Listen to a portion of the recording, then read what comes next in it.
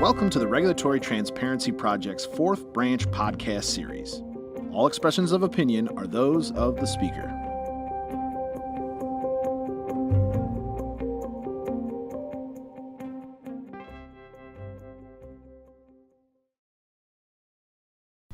Thank you for joining us. My name is Brent Skorup. I'm an attorney and legal fellow at the Cato Institute, and very happy to be moderating this podcast for the Federalist Society. We'll be talking about air traffic control, aviation safety, and reform at the FAA. And we have a great panel here, some of the top aviation attorneys in the country.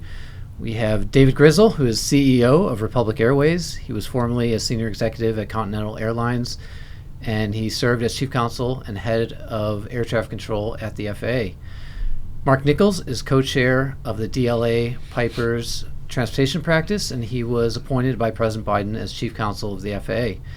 Marc Warren is the co-leader of Adams and Reese Aviation and Aerospace Practice Group. He was also a former FAA acting chief counsel and deputy chief counsel. And this is part of our series about aviation, and today we'll be talking about traditional aviation, traditional commercial aviation, and just briefly about the FAA. Federal intervention into aviation and airspace management happened quite early. In the 1920s, Congress gave the federal government authority to license pilots, certify aircraft, and establish airways, these highways in the sky. In the 1950s, you had a booming commercial aviation sector brought on in part by the jet age.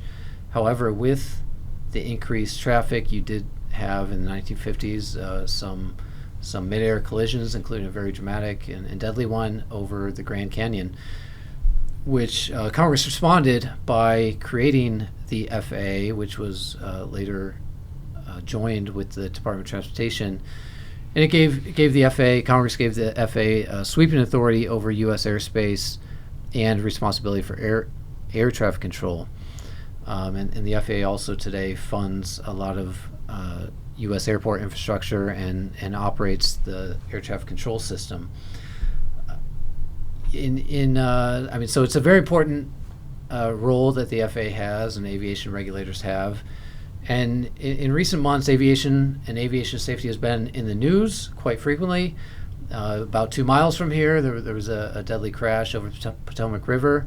The investigation into that is ongoing. It's not quite clear what the cause was, but an American Airlines flight did collide with a helicopter midair.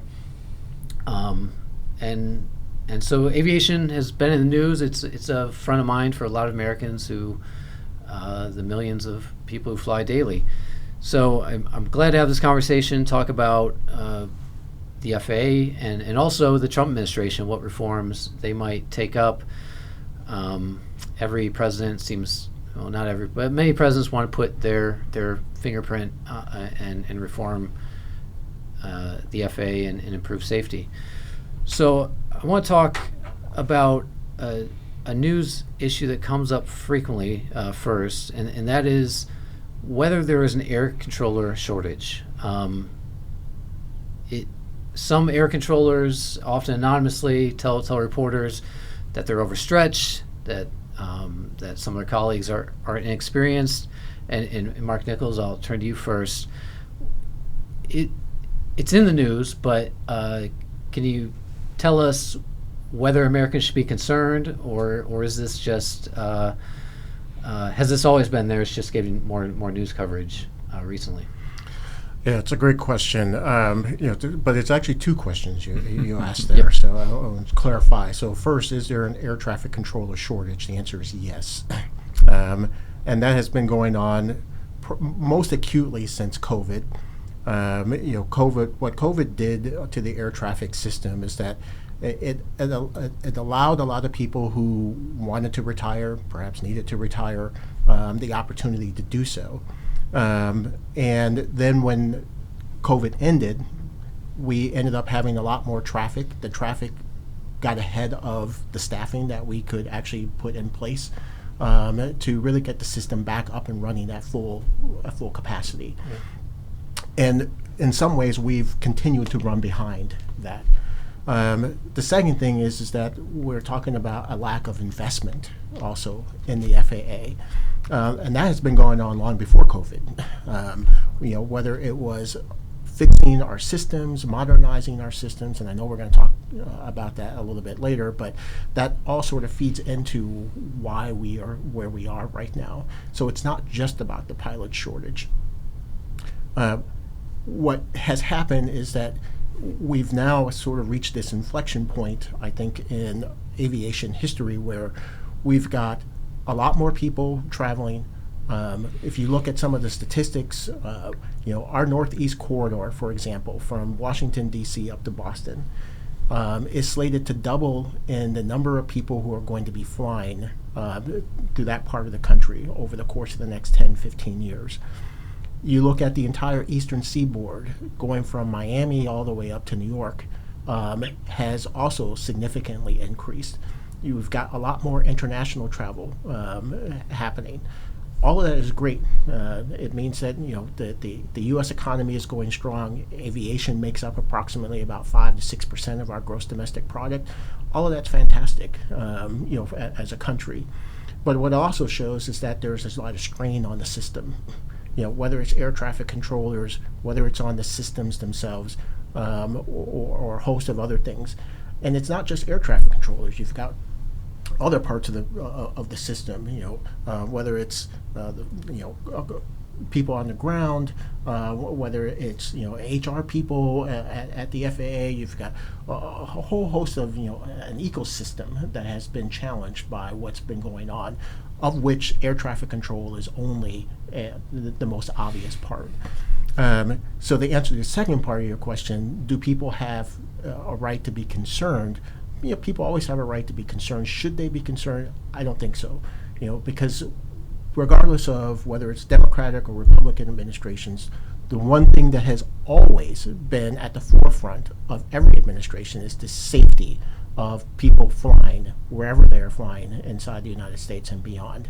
And I don't expect that to not be a concern for this administration going forward. In fact, I'm almost certain that will be a significant factor in the decision making that will happen and is happening going forward. Yeah, on a note, Sean Duffy, the administrator for the FAA, immediately shut down helicopter flights over the river after the crash a few months ago, I believe. After he got Pete Hegseth's agreement to do it. Yes, which is another interesting thing, because you said at the outset is that Congress gave the FAA a significant amount of authority over our air traffic system, which is true. But by law, actually, it's the military that actually has the final say over the airspace of the United States. And so there has to be some coordination between the FAA and the Pentagon in terms of how we sort of meet out our responsibilities. Yes, from a commercial standpoint, the FAA has the largest responsibility, certainly, but that has to be in concert with other parts of the government. Marc is certainly right that we have a controller shortage, probably on the order of 2,500 to 3,000 controllers, based on the way we do our business now. But it's important to note that we actually have more controllers per operation now than we had 25 years ago, when traffic levels were actually higher than what they are right now. And so all of the investments in technology over the last 25 years have been labor consuming, not labor enabling. And that is part of the problem that we have now finally got to overcome going forward. And then that brings us nicely to the next topic. David, I might go to you first to talk about NextGen, which, as I understand it, was a program I believe initiated in the 80s. No, much later than that. Oh, later? It was Okay. the early 2000s. But the idea, I believe, was to update technology, move more to GPS and away from radar. There seems to be a sense by many that NextGen was overpromised and under-delivered.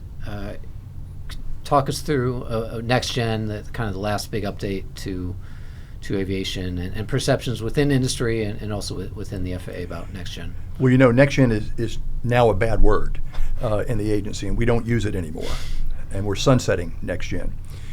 It was not overpromised, but it definitely was underdelivered, in that there was tremendous promise to apply the technology that was coming online.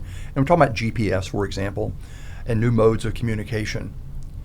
But of the 7 programs that were the signature programs for next gen, none of them has been fully implemented as anticipated.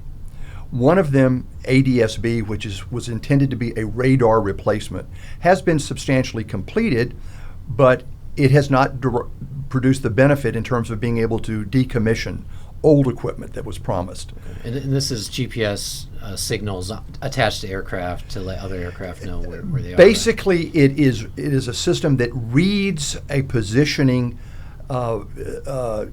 signal from the airplane and then decodes it and puts it onto the screen of the controllers. And eventually it will appear on screens that are on the airplanes themselves. So they will be able to have the situational awareness.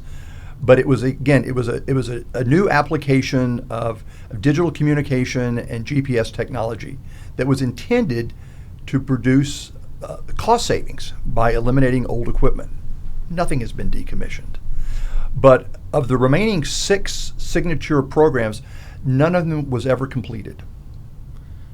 What accounts from that? Is it operational? Is it budget? Is it Congress?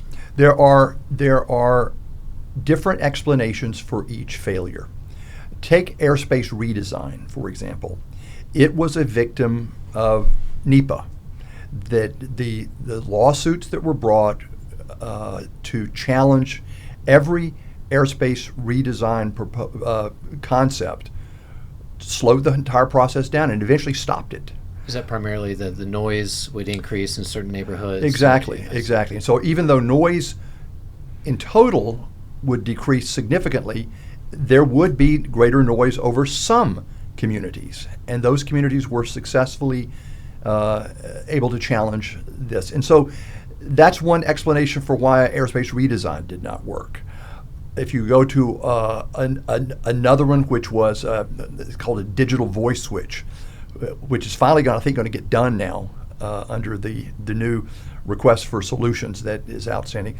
But there, they just simply couldn't develop the technology to actually create a national voice communication system. And so each of the 6 that did not come to fruition failed for a different reason. Yeah. And Marc, do you have anything to add on next gen? Not so much on next gen, although I think, as David said, there's a myriad of reasons why it didn't work. But of course, all of that we hope will be eclipsed by the brand new air traffic control system that is going to take place over the next few years. I would say part of this is just kind of alluding back to what I said earlier, was a lack of investment, but a lack of follow through as well. Correct. David sort of used the words of NEPA, was sort of a victim to NEPA. Well, Congress passes and enacts laws because they're trying to balance, of course, between what we need to do from an aviation standpoint, what we need to do as a country from an environmental standpoint, and sometimes those things are in conflict with each other. But when you don't do investments, David is CEO of a company right now. I've been in the private sector for a number of years. When you don't have the proper investment structure for long haul overhaul of your systems, then you're going to end up with a whole bunch of old systems. It's going to end up costing more money because you put off the investments that you need to. And now we have to have this huge conversation between, especially up on Capitol Hill, between those who are charged with actually looking at the regulations of what we're doing versus the appropriators who now have to try and find the money and whether that money is worth the investment that we're doing. Which is not to say that aviation is not worth the investment. It's just the way the appropriations process works. So if I'm at a company, I've got a capital budget, right? David has a capital budget. He's trying to figure out 5, 10, 15, 20 years from now, what does Republic need to do in order to make sure that we're maintaining ourselves as a state-of-the-art company?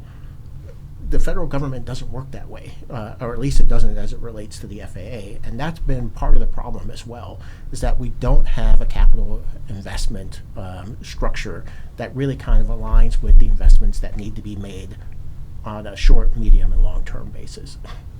Yeah, Brent, concerning air traffic reform, that's exactly one of the underlying problems. I mean, it's beyond old technology and antiquated facilities and a shortage of controllers. It's the whole funding and organizational mechanism that underlies air traffic control in the United States. It's ridiculous that we don't have, for example, multi-year funding, that the air traffic organization doesn't have bonding authority. We use bonds to construct all kinds of mediums and modes of transportation, roads, bridges, railroads, airports, and we don't do it for air traffic control. I would also say it is worth the investment, and the fact is the $30 billion that would be the next major amount beyond the $12.5 billion that was appropriated by the big, beautiful bill. Compare that with, for example, the first phase of the California high-speed rail system. It's about the same amount. And certainly as a country, you could argue over where the funding should come from and maybe on the margins how much it should be. But certainly as a country, we can afford that for the necessary equipage and facilities and people that the air traffic control system demands. And going back to the crash at DCA, a tragic, horrible event, and none of us want to get ahead of the NTSB's final report on that, so we won't comment on the specifics of it. But I will say it ties into what you said in terms of the very foundation of the FAA to integrate military and civilian air traffic control in response to a number of major crashes. They were galvanizing events. That DCA crash is a tragedy, an awful thing, but it's galvanized the public psyche and also politicians and administrators to say, out of tragedy should come resolve and should come commitment in terms of making our air traffic control system the envy of the world. It's like going into World War II. It's that kind of a thing. If it is so necessary as it is for the public commerce, for the public safety, for the efficiency of the national airspace system, frankly, I know this is dangerous in Washington, D.C., but subject to oversight and controls, we should spend whatever it takes. Well, I just remember when Vice President Biden at the time was visiting LaGuardia, and he said, this airport reminded him of a third world country. And I was like, if he had just said that about our ATC system, maybe we might be in a different place right now. Well, on that note, so there is public attention, congressional attention on air traffic control, aviation safety, and infrastructure. Marc Warren, you alluded to Administrator Duffy and the FAA recently put out a proposal for a brand new air traffic control system, and the comment period recently wrapped up. Marc, I'll go to you first. It's a long proposal. What jumps out about it to you? Yeah, it's over 400 pages, and it's interesting, as David said, it's not a request for proposals, it's a request for solutions, and that kind of, I think, sets the tone of it right there.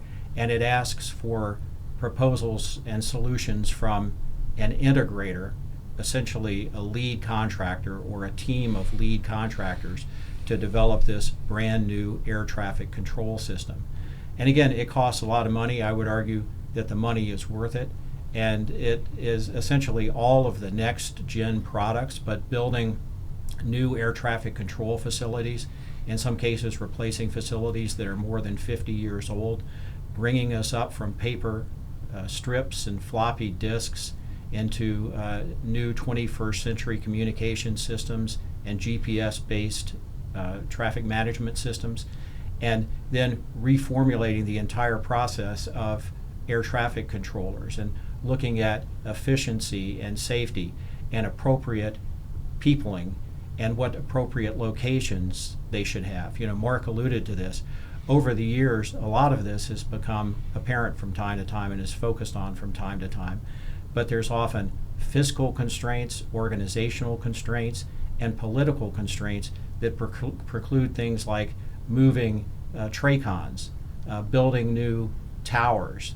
And we've got to get all of that behind us, and this integrator has the responsibility to do that. I would say it's a great step forward.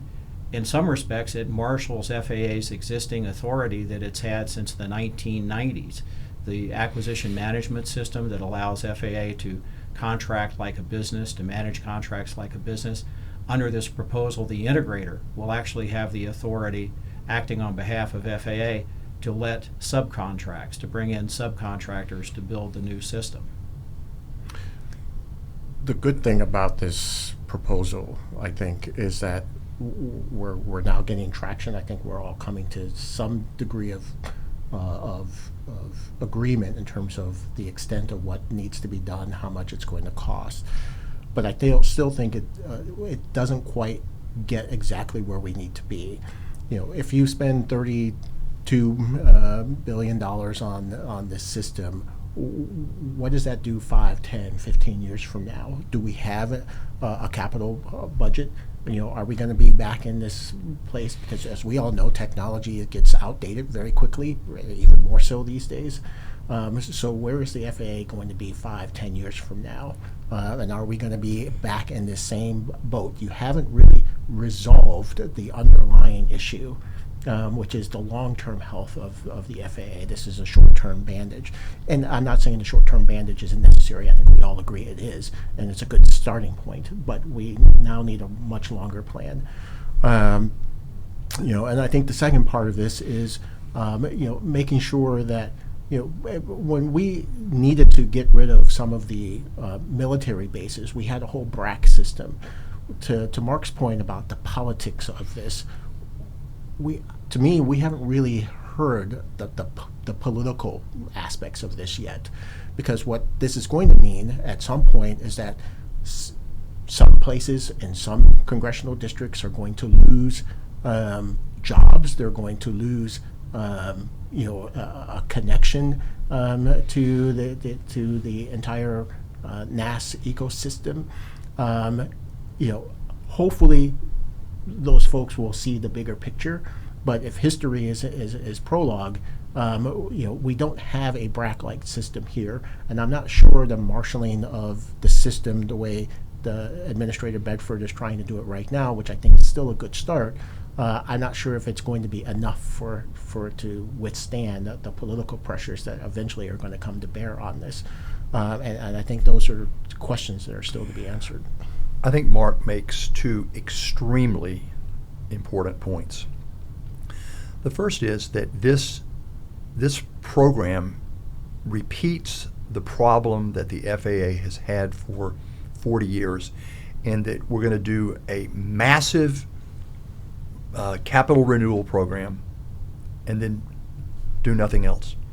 And so in another 15 years, we'll be looking at 15-year-old equipment, as opposed to implementing an iterative and incremental acquisition process the way every big company in America does their acquisitions. This is repeating the acquisition lethargy that we've had for 40 years.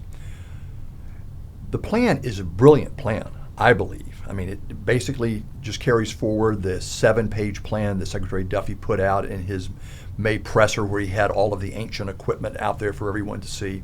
And so it deals with the riskiest systems first. But one of the things that it's clearly omitting is the decommissioning of old stuff. And so the significance of that is that the FAA may very well bring online all of this new stuff and then not have enough operating budget to fully actuate it, because they're still paying for all the old stuff for which there is no provision to decommission it.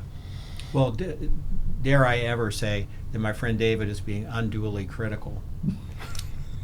His is the voice of experience, but I would say we can walk and chew gum at the same time, and some of that infrastructure funding is so urgent and so compelling that I think it's got to be done, and some of these other larger and structural changes will be made concurrently. not necessarily iteratively. They should be made concurrently. But I think Secretary Duffy and Administrator Bedford have been very wise in saying, a lot of these things that came up a few years ago about privatization, which was so in vogue, and over the years we've seen that privatization elsewhere abroad is not necessarily the panacea people thought that it was, or some kind of hybrid. What worries me about hybrid is I think of Amtrak, and that's not a good thought. And that maybe some of those thoughts, those deep thinking thoughts, need to be accomplished. We need to study and we need to think, and we need to do it concurrently and with vigor. But let's fix the sucking chest wound first. Let's staunch the bleeding, and then we can do all of that simultaneously. But the fact that we're in a triage mode of existence, is in and of itself telling, I think, of what has transpired. And to David's point about what we need to do in the future in order that we're not triaging. We're constantly triaging. We're constantly, it's more like a massage that you need as opposed to trying to, stanch the wound. Okay, I agree. Perhaps a better metaphor, but again, the truth is, we do need to have long-term and strategic planning. That's part of it. It may be that we get to some kind of hybrid or privatized program over time, but we've got to fix these immediate things. It is flat out unacceptable that in the United States of America, we have a system that has forced schedule reductions at large airports in the Northeast, has forced continuing operational waivers in large airports in the Northeast and the Mid-Atlantic, and that kind of ad hoc relief has become steady state. And part of it is a shortage of controllers. The statistics are remarkable. Just for example, at Newark Airport, the number of days that are blue sky days, in other words, there's no weather impediment, but that traffic is delayed or stopped due to air traffic control considerations, is stunning. And it goes right back to lack of staffing, antiquated facilities, and old technology. So you each have talked about the need to update these systems. I mean, in talking about aviation technology, antiquated comes up frequently as a term, and I mean the FAA has a very difficult job. It's essentially running a huge telecom and tech system to keep the air safe. But as each of you, I think, has pointed out, the funding mechanisms are unlike the private sector. I think ad hoc finance is how you put it, Marc. So that's not great when you need to make major investments and iterate and perhaps incrementally improve systems. So let's talk about financing a little bit. I call Administrator Duffy, Secretary Duffy. I should correct myself. Is there financing reforms offered by the Trump administration? And so that's one question. Is that part of the anticipated reforms? And two, not every country does it the way the U.S. did. Marc, you alluded to it. Other countries do have not fully privatized air traffic management and control, but often some kind of the government is a stakeholder, but it's often funded by private funds, which smooths out financing, as I understand it. Is that a useful model? And so that's one question. And is improving financing part of the Trump proposals? If you go back to Project 2025, it calls for a restructuring of air traffic control outside of the FAA, the way was discussed back in at the beginning of the first Trump administration. I don't think the Trump administration has any interest in pursuing that right now. Dave, as Marc alluded to, there are bigger fish that need to be fried right now, which is arresting the descent of the air traffic control system, taking care of the riskiest systems that are out there. And so no, I don't think they're currently thinking about that kind of restructuring. I would offer that there are changes that could be made that are not nearly as radical as what we were looking at back in the first Trump administration, that have nothing to do with taking air traffic control out of the FAA, but would significantly improve the system. For example, if we simply took the air traffic control budget out of the discretionary sector of the federal budget and put it into the mandatory expenditure category, that would stop us from having these constant government shutdowns, which are extremely costly and disruptive. That's a small change. It's not inconsistent with the way the government does the rest of its business. If you simply made all users of the airspace pay their fair share for air traffic control, you would begin immediately injecting more money into the system. And you would also reduce the objections that many users have or had to privatization in the past, because they knew that ultimately their costs would go up. And so there are changes that could be made right now that are completely consistent with the way the federal government does business that would be significant improvements in budgetary reliability and consistency for air traffic control. I would say also one of the things that we could also do is you look at what the Pentagon budget. So let's talk about the FAAs. Take a step back for a second. It's a 24/7 operational part of the government, meaning that there's no breaks, right? And the military is the same way. So could you potentially tie the FAA's budget, to what the military does? If not at the same level, at least in certain parts, because they're sort of tied together. That's a possibility that hasn't been explored. And I think to David's point about ensuring that we look at this, more holistically. Frankly, I think we've probably beaten that horse quite a bit already. So I'll leave it. I'll leave it where we've said before. But I think part of what we are still missing is a deeper plan that doesn't necessarily also allow us to overcome certain things that we as a country have decided is still important. For example, one of the things that the new administrator has put forward is he wants to exert the authority for I forget what they're calling it, acquisitions, fast forward acquisitions, to overcome any sort of acquisition. Nimble acquisition. Nimble acquisitions. Thank you. Which sounds good on its face, and certainly helps to move this process along.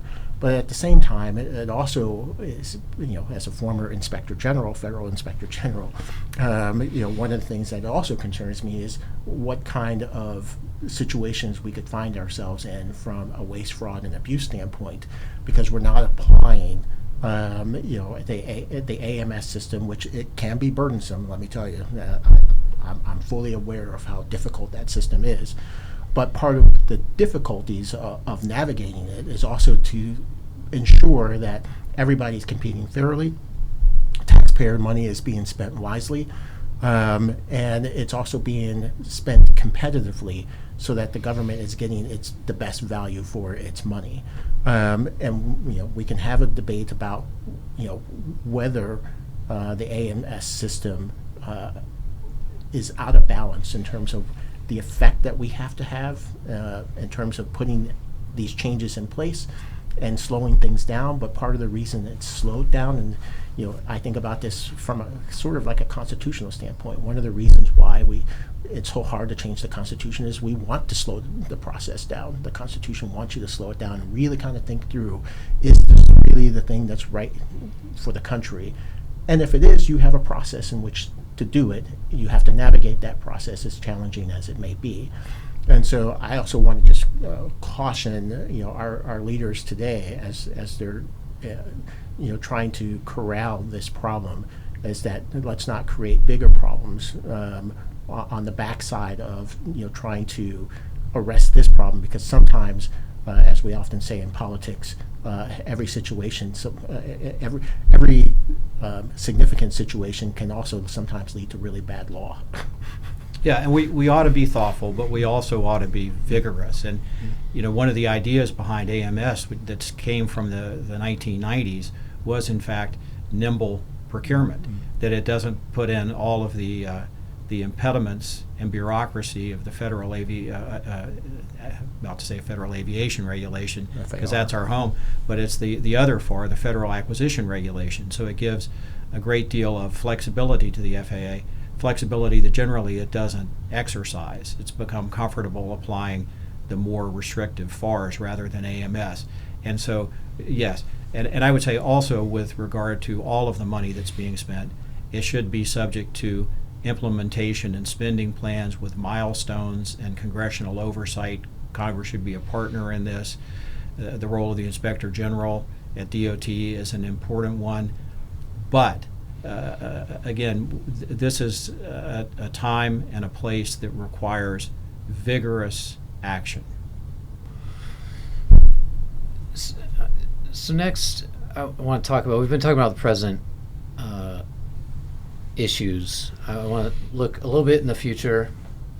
We recorded podcast episodes about advanced air mobility, this idea of air taxis that might shuttle people from, say, downtown DC out to Dulles in 10 minutes, electric aircraft and drones. These are new airspace users. I mean, certainly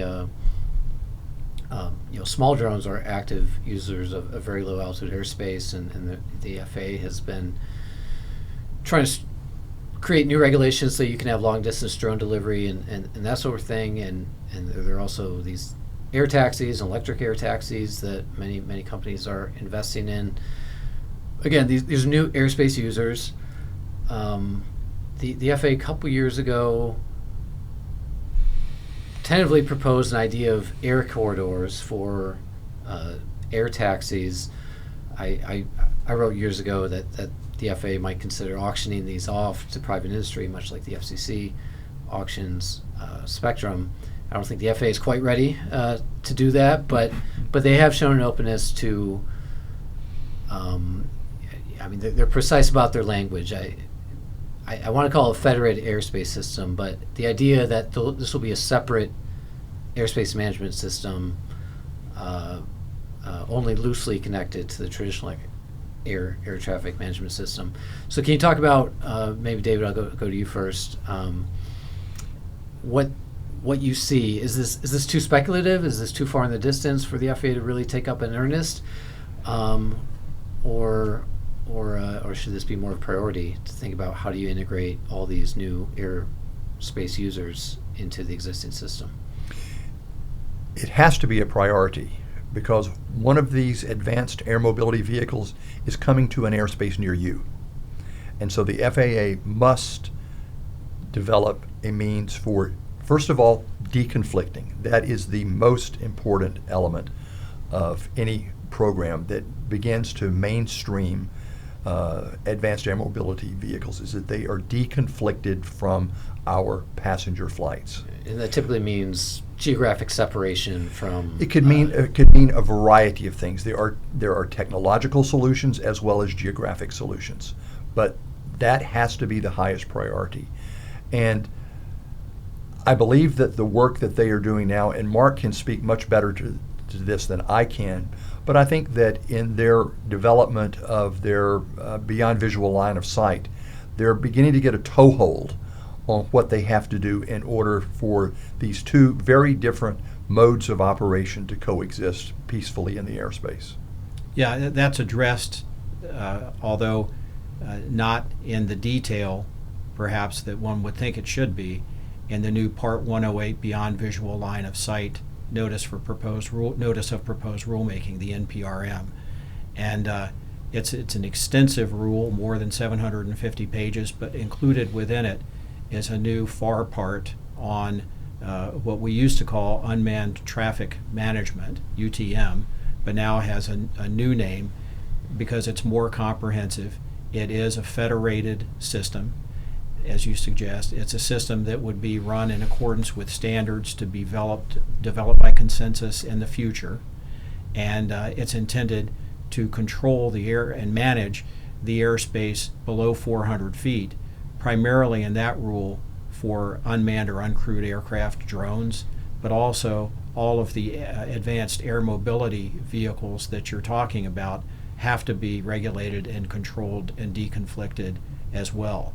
And that's going to be an interesting thing, that when we look at the current reform of ATO, a big thing that people really aren't even addressing is how do you integrate all of those other management and control systems and all of that other traffic, even if you're not actively controlling the traffic, how do you integrate that into the system?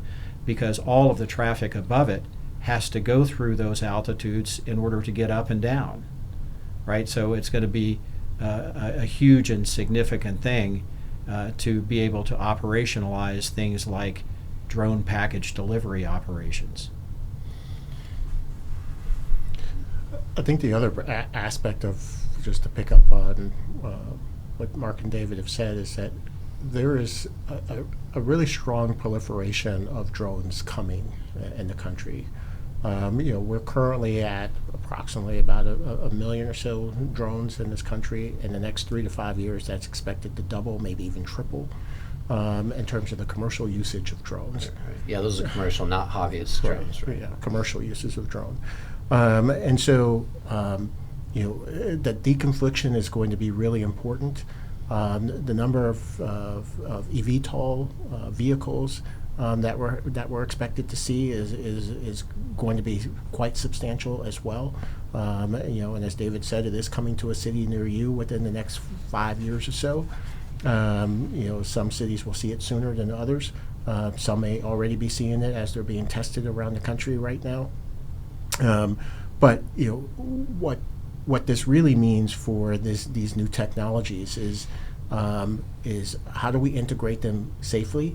The airspace has been pretty well saturated over the past few years, and it doesn't account for all of these new things, which is what I was saying earlier. And so that's going to be a challenge for the FAA, for NASA, who helps helps design the airspace. Having certain rules like Part 108, putting more meat on the bones on that. That was a pretty substantial part of work that I did when I was at the FAA. And so I think the administration said they're going to try and get that rule out by May of next year, if I'm not mistaken. So we'll see if they keep to that timetable. And so we'll close with a lightning round. I'll start with you, Marc Nichols. And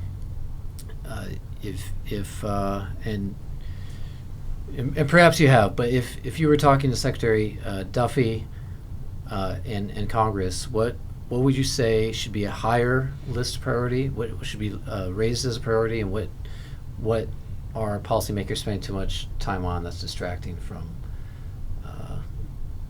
that priority? That's a great question. Well, what should be the highest priority? Something we've already said. I think on the funding standpoint, we need a sort of mechanism that accounts for capital expenditures over the next 5, 10, 15 years. It has to be more of a longer term effort in terms of how we meet out our technological needs as a country related to our aviation system.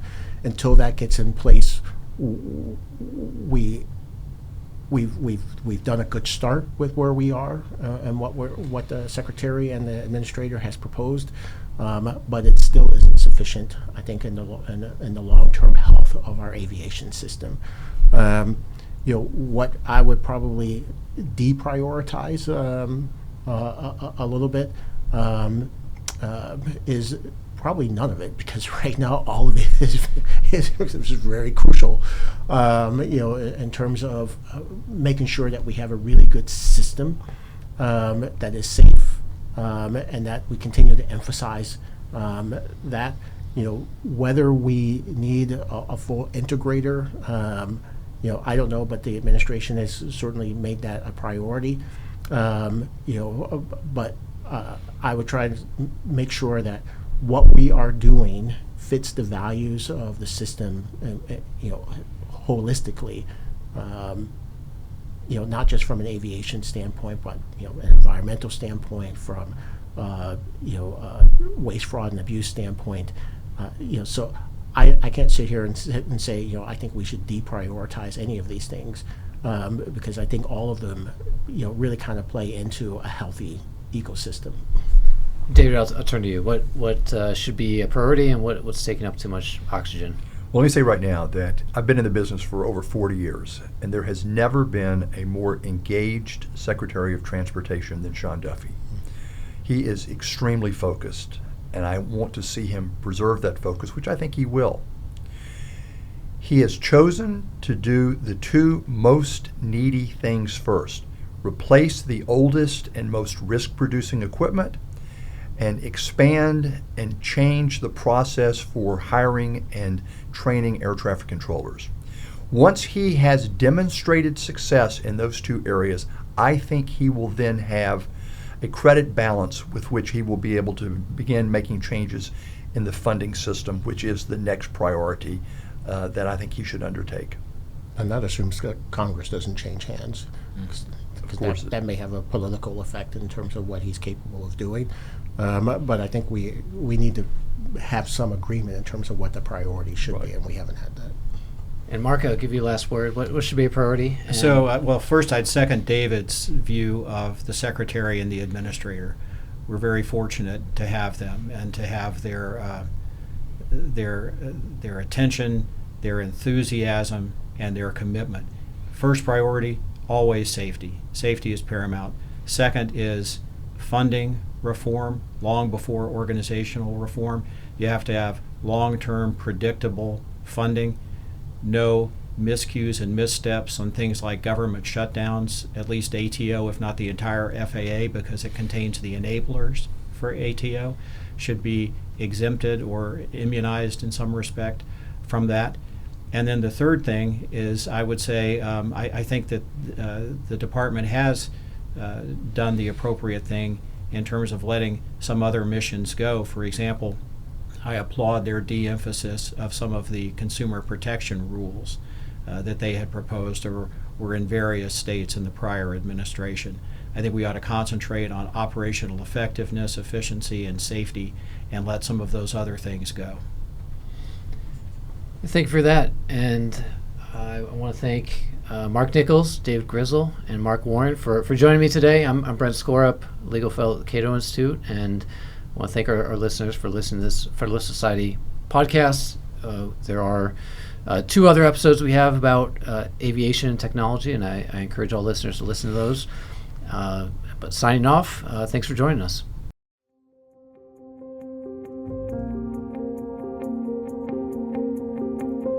On behalf of the Federalist Society's Regulatory Transparency Project, thanks for tuning in to the Fourth Branch podcast. To catch every new episode when it's released, you can subscribe on Apple Podcasts, Google Play, and Spreaker. For the latest from RTP, please visit our website at regproject.org. That's regproject.org.